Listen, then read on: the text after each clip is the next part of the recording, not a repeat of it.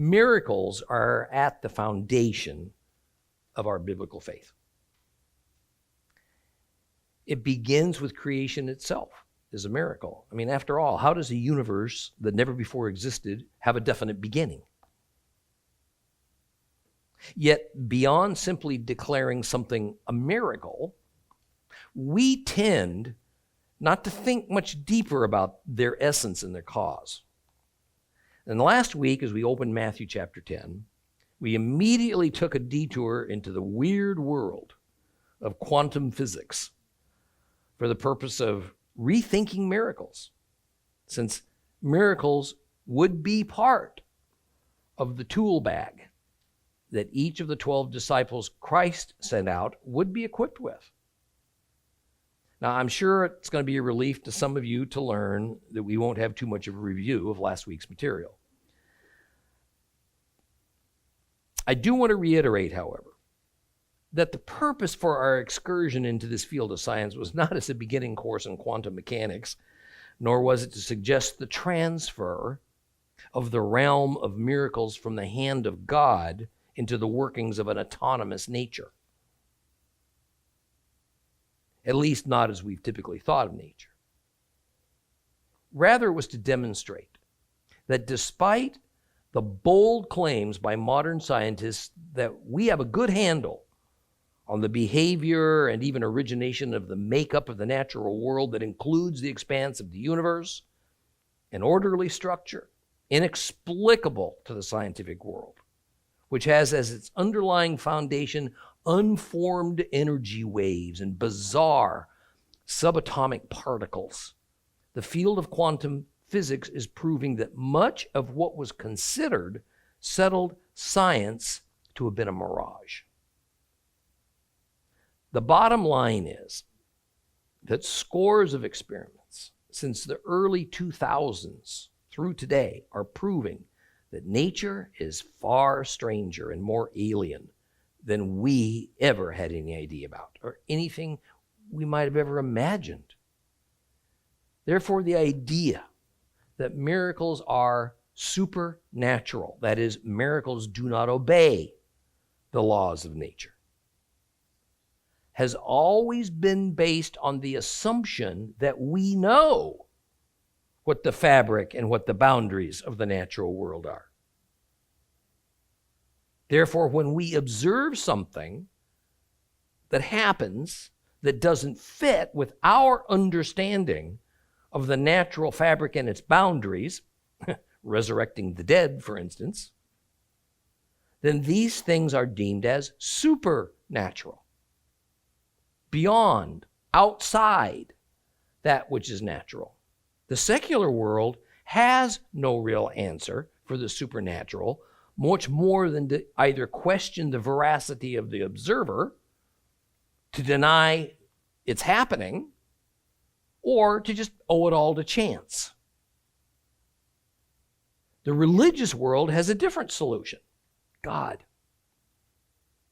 Yet, is it that when God commands a miracle, that it amounts to a divine intrusion directed from heaven into the physical realm that we earthbound creatures live in? Is God overriding?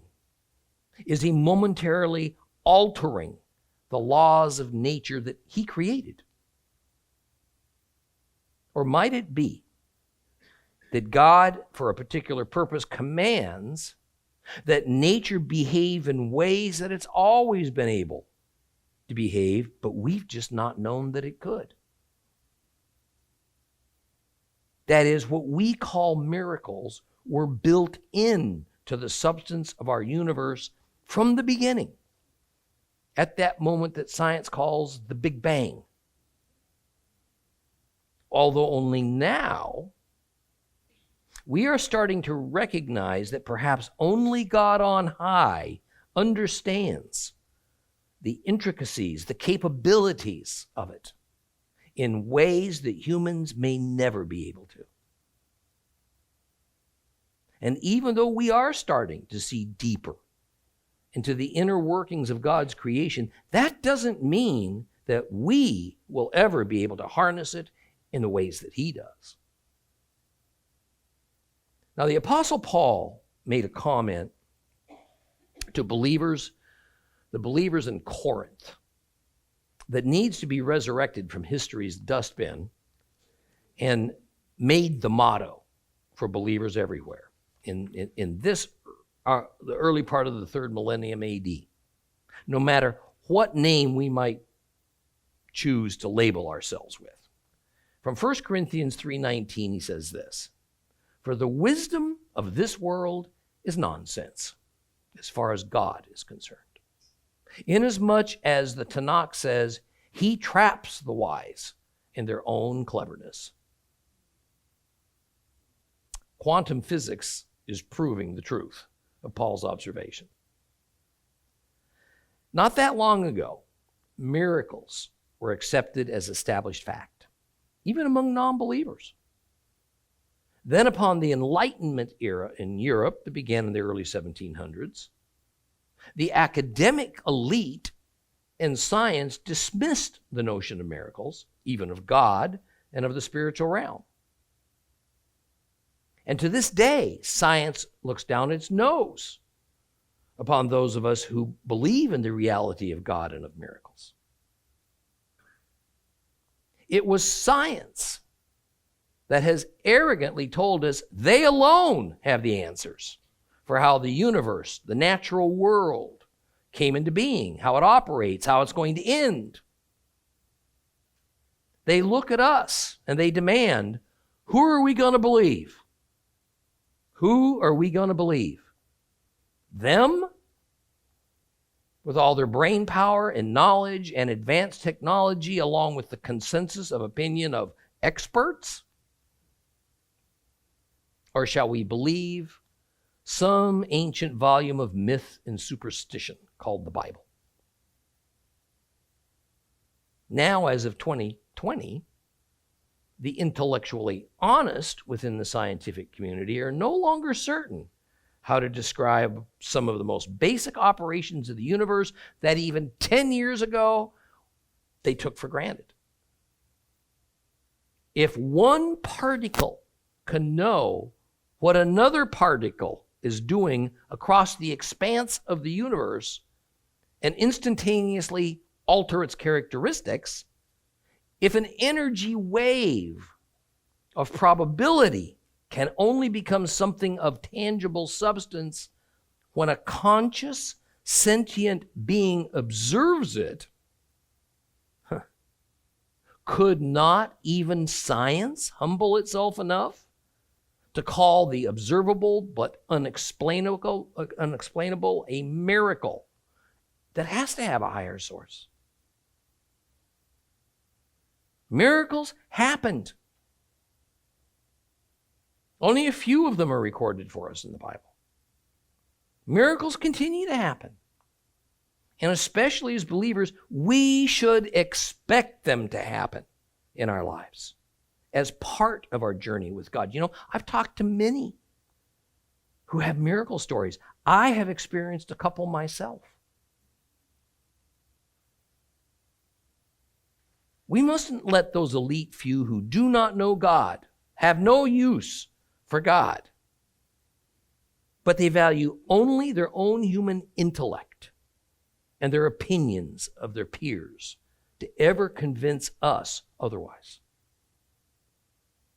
So with this concept of miracles in mind, we read that Christ issues the authority for his 12 disciples to wield this beneficent but inexplicable power over God's created nature for the good of the humanity that they're going to go out and encounter. Jewish humanity for the time being. Since we only read a few opening verses of Matthew chapter 10, let's begin by reading it all. We're going to read the entire chapter of Matthew 10. So please open your Bibles to Matthew chapter 10. If you have a complete Jewish Bible, it's on page 1234, 1234.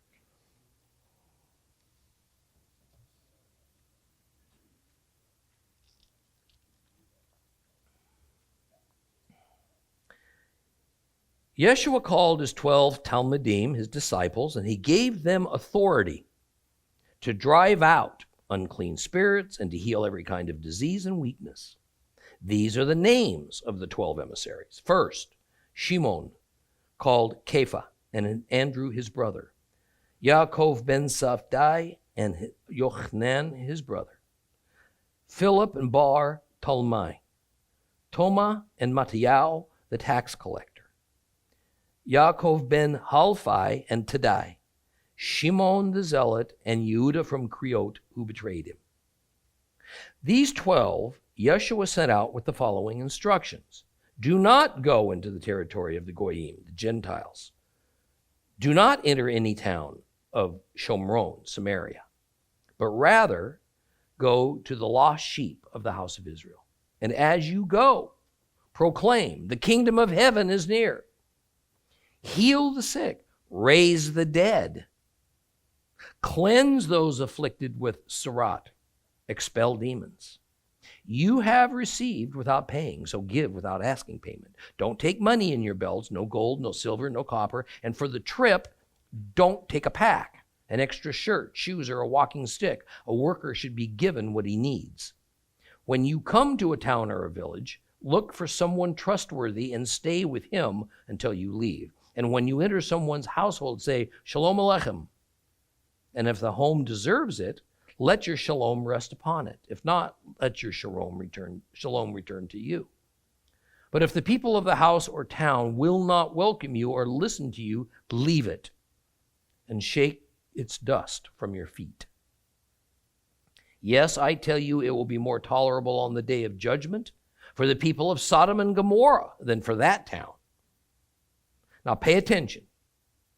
I am sending you out like sheep among wolves. So be as prudent as snakes and as harmless as doves. Be on guard. There will be people who will hand you over to the local Sanhedrins and flog you in their synagogues. On my account, you will be brought before governors and kings as a testimony to them and to the Gentiles. But when they bring you to trial, do not worry about what to say or how to say it.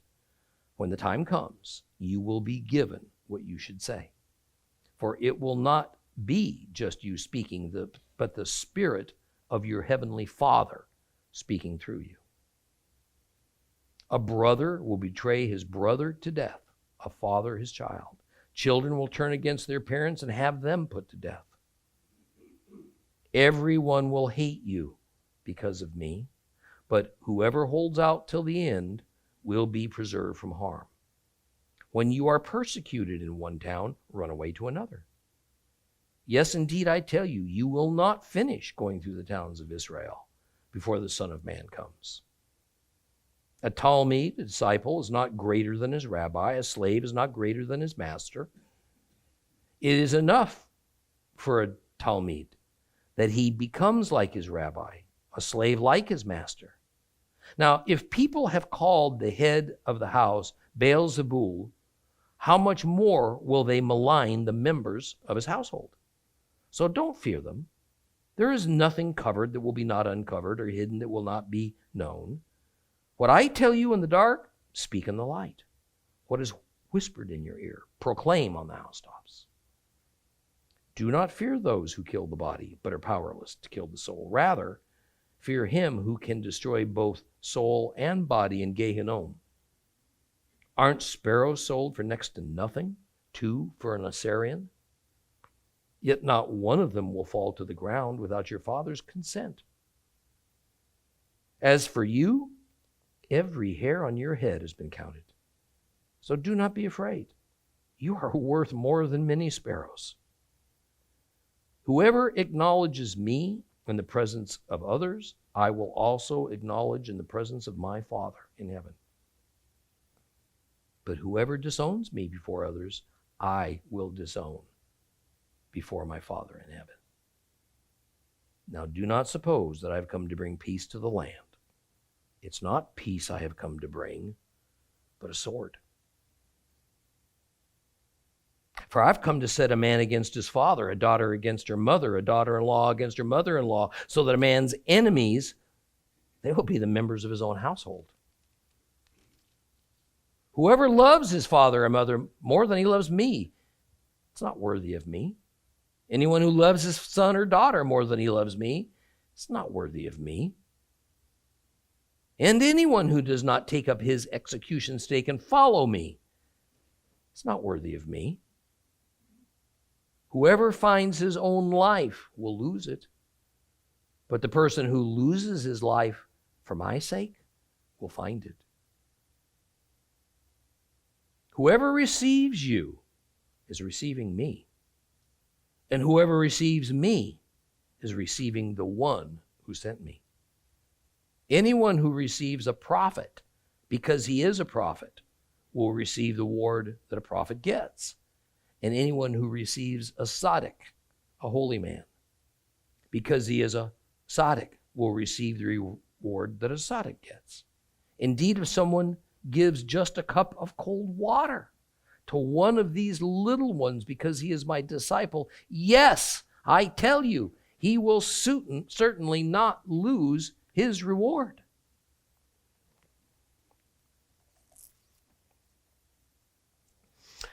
The listing of the names of the original 12 disciples isn't particularly remarkable, as this kind of register of followers of a master or a rabbi was pretty customary. So what we are meant to notice, however, is this preeminence of Peter. Verse 2 says, these are the names of the 12 disciples. First, Peter. See, the Greek word typically translated as first is protos. Protos. It means first, but it means it in the sense of rank. So the rank is first. It's a position of honor.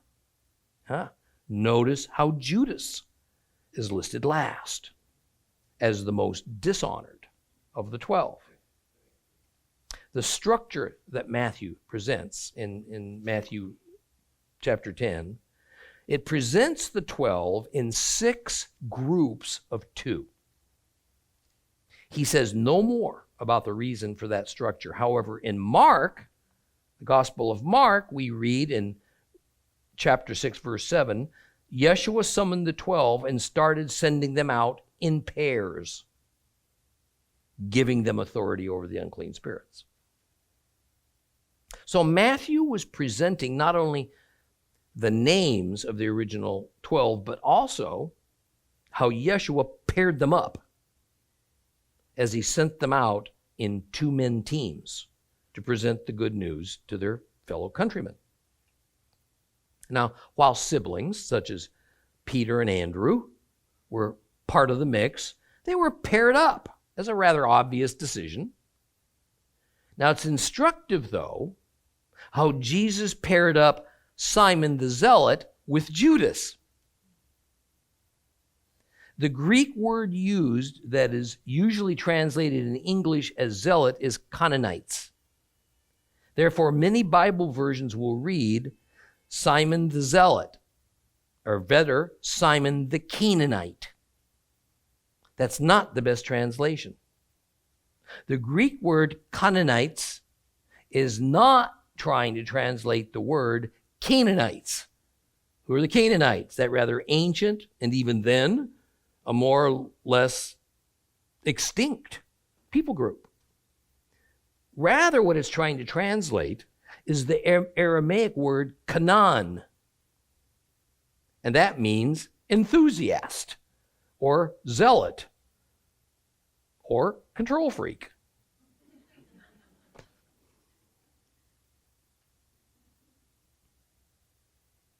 Saying that Simon, was a zealot meant that he belonged to a militant movement of Jews that advocated for resistance, even rebellion against Rome. Zealot, the term, was intended to distinguish a man who was zealous for the Torah. But in fact, for them, the Torah was mainly used as a disingenuous prop to provide cover for their often violent actions that were nationalistic in intent and much less so religious. I would compare them to the actions of the Ku Klux Klan that uses the Bible as a prop to practice hate and violence against non-whites and non-Protestants. I find it a fascinating choice that Christ would choose Simon to be part of his inner circle. Does that mean that this Simon gave up his former relationship with his activist group and no longer pushed for political revolution? Well, we don't know for certain. But my speculation is that to some degree he must have. But even more head-scratching is the choice of Judah, better known in Christendom as Judas. Now, the complete Jewish Bible says that he was Judas from Creote. Other versions simply leave it as Judas Iscariot and sort of leave it up to the reader to decide what that means. Interpreting this to mean a person from a certain village called Creote is very doubtful. Far more likely, Iscariot is an attempt to translate the Hebrew word Sakarim. And the Sakarim were a known splinter group of the Zealots, and they were the most violent. Some were assassins, but typically they assassinated other Jews, only rarely Romans. Their reason for targeting their fellows? Those Jews who were murdered were seen as not being zealous enough to support the resistance movement. Now, it's believed that the group of about 1,000 Jews who occupied Herod's desert fortress of Masada following the failed Jewish rebellion of 70 AD were Sakarim. They committed mass suicide hours before the Romans finally broke through their defenses after months of siege. So, as they say, Simon and Judas were birds of a feather, and they made an obvious pairing. Maybe it was so they could not only get along with one another, but also they had the reputation, they had the contacts to be able to approach a rebellious segment of Jewish society that the other 10 disciples were afraid of, or were far less likely to be given an audience. Perhaps this is a living lesson for us all, but especially for church leadership. It is more effective ministry when we can send out people of like mind as a team.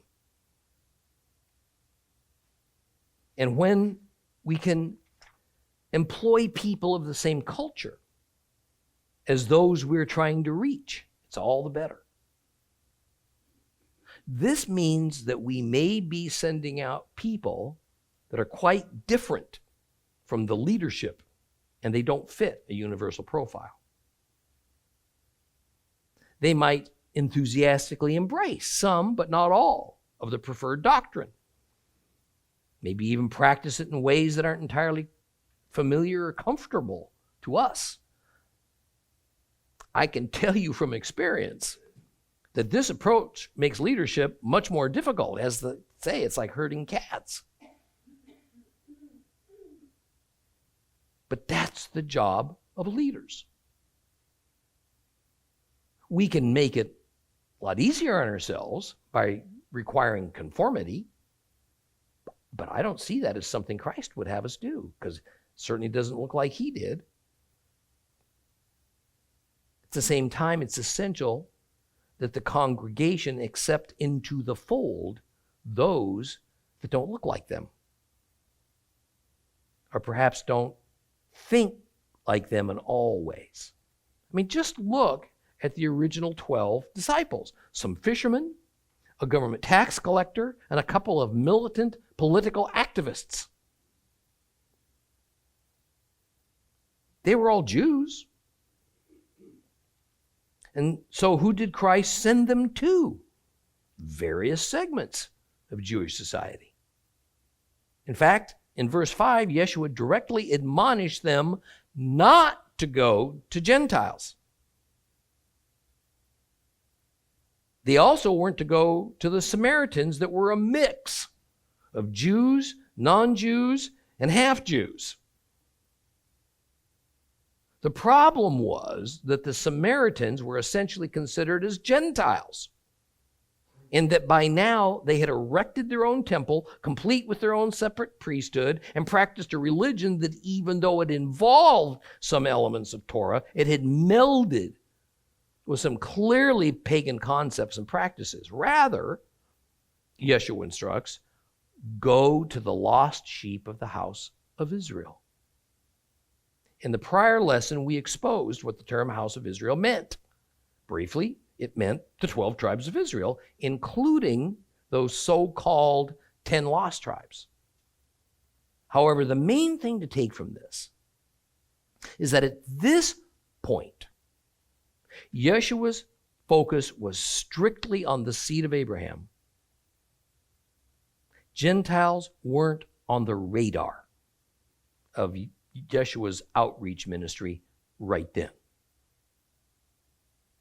Now, the point at which that changed was after his resurrection.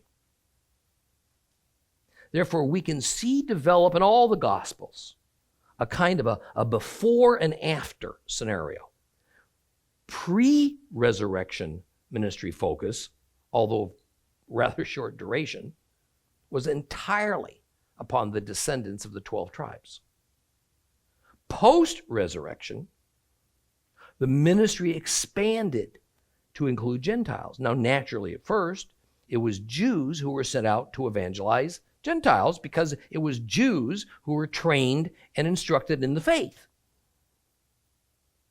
The Jew Paul, on the other hand, is representative of the second generation of believers who took the message of salvation in Yeshua specifically to Gentile nations and also made some new leaders, some of whom were Gentile, but many of whom were Jewish. And I'm not sure which generation of evangelists had the more difficult task.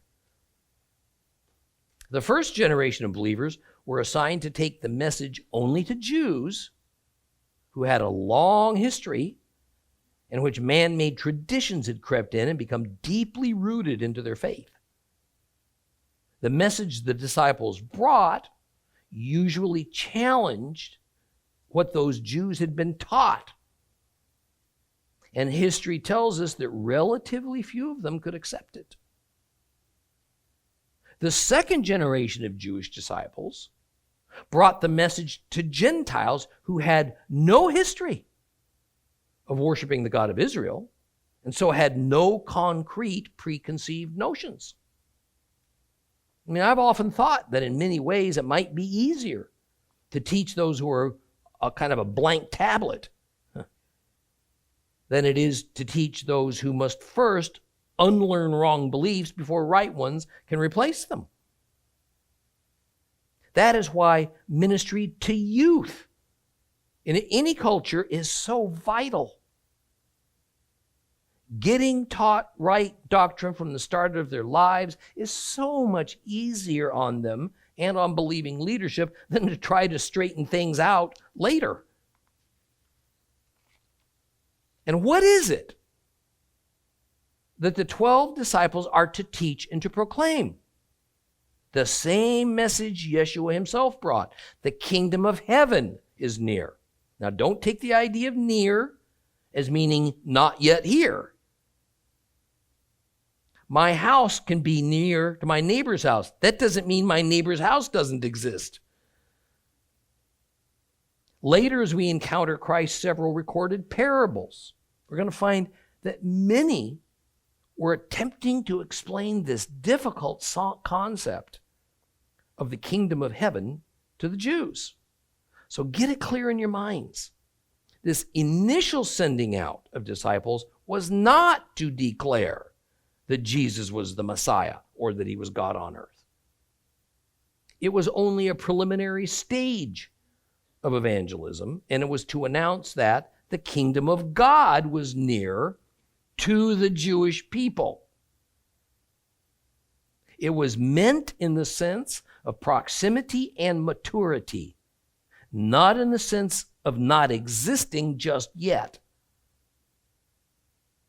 But as with Christianity, no doubt the Jewish people didn't all think about that message the same way. It is still something that Christianity struggles to understand. And so various denominations have formed different doctrines to explain it. Now, we're not going to entertain that at the moment. We will get into it in later lessons. However, this brings us to the issue of the process of evangelizing. And we're not going to get into a multi-step procedure, but rather simply talk about it from a more general vantage point. Just as who does the evangelizing matter, and so what the subject matter is and how it is presented also matters. For instance, these Torah class lessons are not meant for non-believers. Although by no means are non-believers excluded. Rather, they are fashioned primarily for those who, in varying degrees, already accept the authority of the Bible, the existence of God, forgiveness of sins offered by Jesus of Nazareth. They are evangelistic in one sense, because we always advocate for Christ and for taking his message out to the world.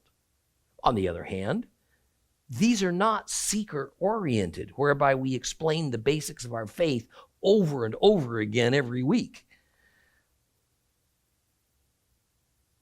hoping the seeker will finally come to trust Christ. Other churches, well, they're more interested in sending out missionaries to cultures who aren't familiar with the God of the Bible and with Christ.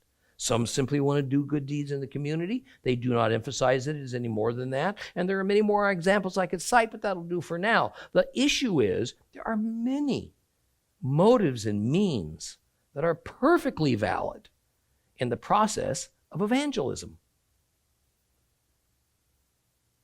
Then we have the matter of suitability as concerns age.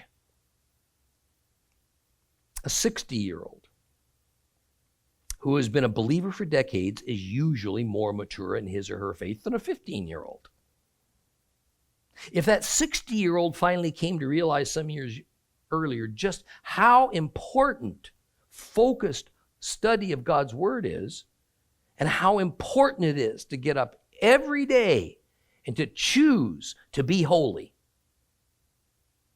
then he knows and understands God, his commandments, and how God operates at a much deeper level than a 15-year-old who simply has not lived long enough to experience God so fully or to acquire that biblical knowledge. Not only that, but the young person is not yet mature in body or mind. They have so much going on in their young lives, beginning with trying to figure out who they are. And each kind of activity they engage in takes up a portion of their time and their energy and their focus. The priorities of a 15-year-old look nothing like the priorities of a 60-year-old. At least I hope not. Therefore, we must know our audience and always allow for varying degrees of maturity and accept the many stages of our journey with Christ. I concede to you that 60-year-olds, even 50-year-olds, can only understand what matters to that 15-year-old at best in an intellectual way, but more typically, it is nearly impossible to connect with them on the level they need so they can hear their level. It is like the person who's lost a spouse. It's far more able than one who is not to be able to connect with and comfort a person that's recently widowed. But to the Lord, That 15-year-old who is as yet immature in their faith, wow, they're every bit as valuable to the kingdom as the mature in faith 60-year-old. Consider this issue of the evangelism process in another way. If Yeshua's target had only been intellectuals, he would have sent out intellectuals. If his target were only the common folk, he would have sent out only common folk and not also a tax collector who by definition was educated and held a privileged position. If his target was only those who sought peace, those who stayed away from the center of political unrest in Jerusalem, he wouldn't have set out the political activists, Judas and Simon. He also didn't tell the 12 disciples the exact words to use or the company they should keep. So for each segment of Jewish population, the message would have to be uniquely tuned for their ears. Christ gave us the model for evangelism. And you know what? It's anything but rigid in its expression, or only for a certain group of people with certain qualifications to carry it out. Those 12 disciples were given the authority to do the same things their master did: heal sick people, raise dead people to life, cleanse people who are unclean with Zealot, and to perform exorcisms. What does it mean to be given authority? Authority is something that's granted by another. Yeshua says it's his Father who gives him the authority to do what he does. It gives him not just the right, but the power to do things within a certain sphere of influence. It is not his own power. It is, as it were, power given that by definition can be taken away by the highest authority. And now Yeshua, as his Father's agent on earth, bestows authority on the disciples to operate within a certain well-defined sphere of influence. And what is that? The Holy Land. Now, going out meant they'd be traveling. Now, not as extensively as Paul, but still they would be gone from home and from occupation from time to time. And as they went out and traveled, they were commanded to not ask for money for the giving of the message. They weren't even to take any of their own money with them. The last few words of verse 10 say, a worker should be given what he needs. See, we need to understand this from a first century Middle Eastern context, not a 21st century Western context. Hospitality, the taking in of guests that you don't know and caring for them, was perhaps the number one virtue within Middle Eastern culture of that day. Now remember, these 12 were traveling around the Holy Land, where this virtue was the norm. It would be different if they, like Paul, were traveling around the Gentile populated parts of the Roman Empire, where this virtue of hospitality wasn't quite the same. So despite what they might be teaching and preaching, if the disciples asked a Jewish family for hospitality, it would have been rude beyond imagination for a household to refuse them. The reality is that these instructions from Christ are only fully operable in a society that is structured like the disciples were in at that time. We get a look at what that looked like in that era in the next couple of verses. So in verse 11, it says that during their travels through the many small towns of Judea and the Galilee, the disciples were to search for someone that was trustworthy to stay with. So Yeshua was saying, look, use your senses and your brain. Be a little bit cautious and diligent whom you approach for hospitality. Don't descend upon the first house you see. I mean, doesn't that seem like common sense more than some divinely inspired instruction? Well, of course it does. And every traveler of that day would have done the same. But you know, sometimes a misguided faith can make us leap before we look. That is, we think that if what we're doing is for the Lord, that we can throw caution and common sense to the wind. And he'll somehow make things work out okay for us. You know, these disciples, these 12, man, they were really fired up. And Yeshua didn't want them doing something foolish as they looked for someone to put them up, care for them for a day, maybe more. Verse 12 says that when they did choose a household to stay in, they were to say Shalom Aleichem, meaning peace be with you. That was just a standard Jewish courtesy. Then the next verse says that if the household doesn't deserve your shalom, you're to take it back and leave. I mean, that sounds rather strange. Till we understand that saying peace be with you, Shalom Aleichem, was much more than saying hello. It was a blessing bestowed. So the idea is that the disciple, after choosing a household to stay in and then being offered hospitality, is to bless that household. And among the Jewish people, blessings were thought to have real, actual power in them. And in fact, I think they do. Blessings were very nearly an unseen but living entity.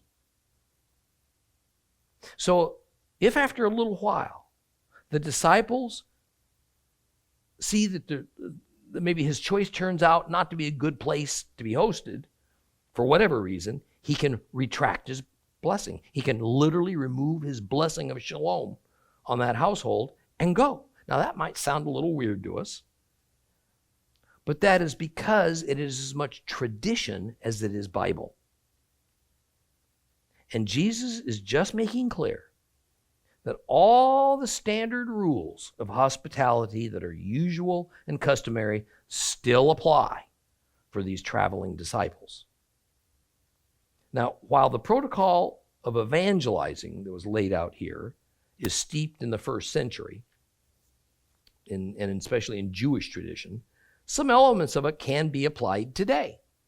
Look, sleeping indoors safely and having enough to eat is a given for most people in the West.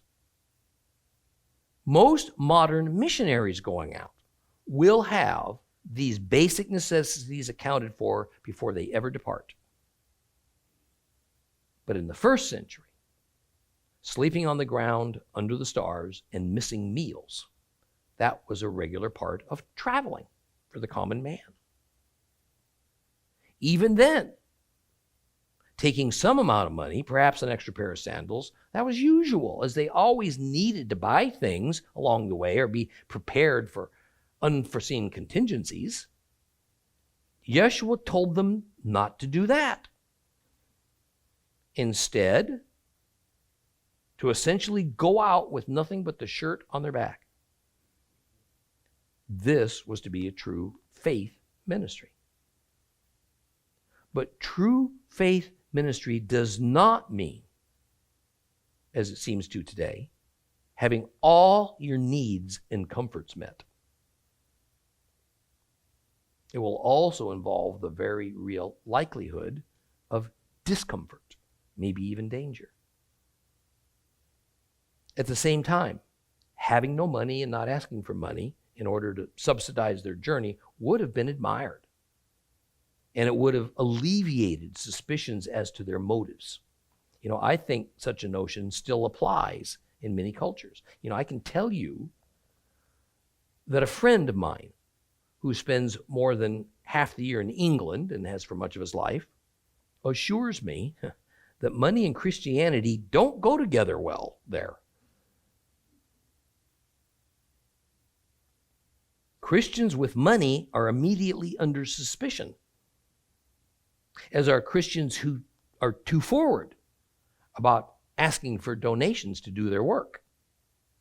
Now, I don't necessarily think that such a cynical attitude is warranted, but at the same time, there must be a balance. This is not the first century. Because of the way the world is today, ministry can't be done without a source of funding. The problem is that too often the bulk of the funding is perceived as going for the minister and not for the ministry. So ministers have to be aware of this and behave accordingly. No doubt, even in Christ's day, there were charlatans that fleeced the flock. People were wary. So for the disciples to be cared for, they had to require very little for themselves. Now, the instruction we read in verse 14 seems out of character for the forgiving, compassionate, long-suffering, patient Yeshua. He says that if a town or a village doesn't welcome the disciple should what? Shake the dust off from your feet and leave. That is, the disciple is to leave and not look back. It's kind of the opposite of try again.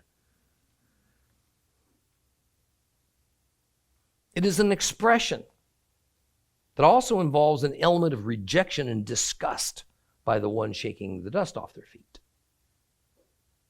Now, what kind of town might not welcome the disciple? Of course, it's one that doesn't want to hear, doesn't want to accept the good news of the disciples about the arrival of the kingdom of heaven.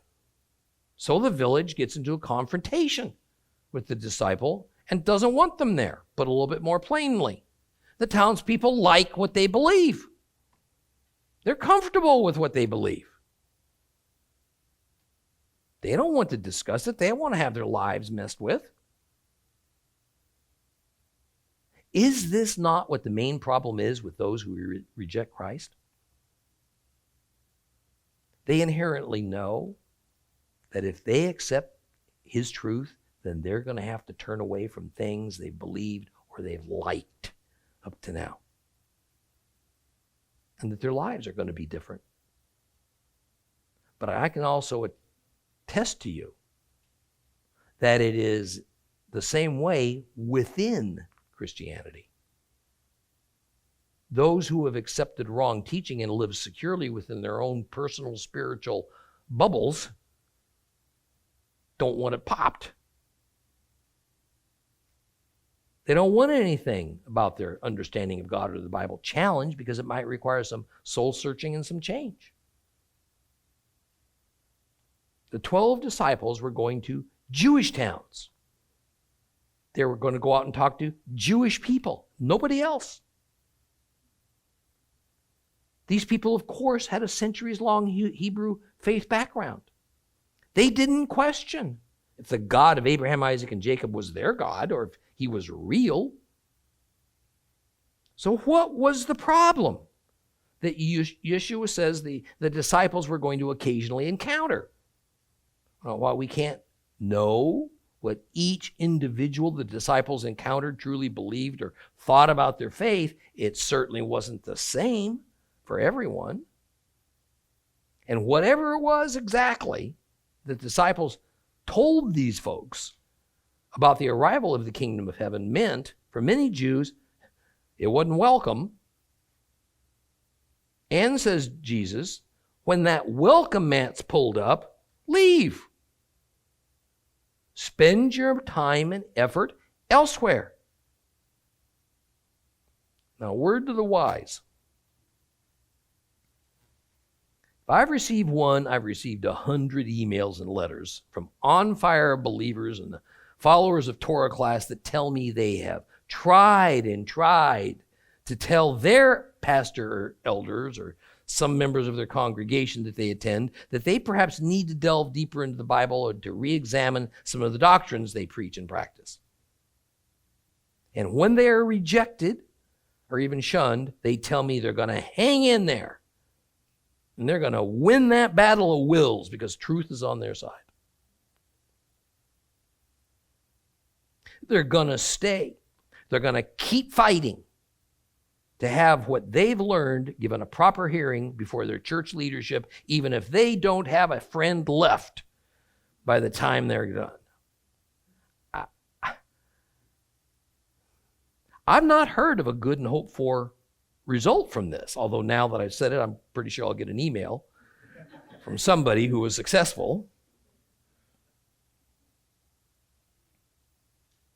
The point's this: while it isn't necessary that we all have to agree on every nuance of every doctrine of the church or synagogue you attend in order for you to stay and enjoy your relationships, beware that you don't stay in a situation where you're wasting your time, or you're being a pebble in the shoe to those around you, or you're causing conflict. I grant you that going upstream against the current is in some way part of every believer's experience. But going to a communal worship service and listening to your rabbi or pastor, that ought to be a joy, not a negative experience. It wasn't going to be good for the town or for the disciples if they were expressly not wanted.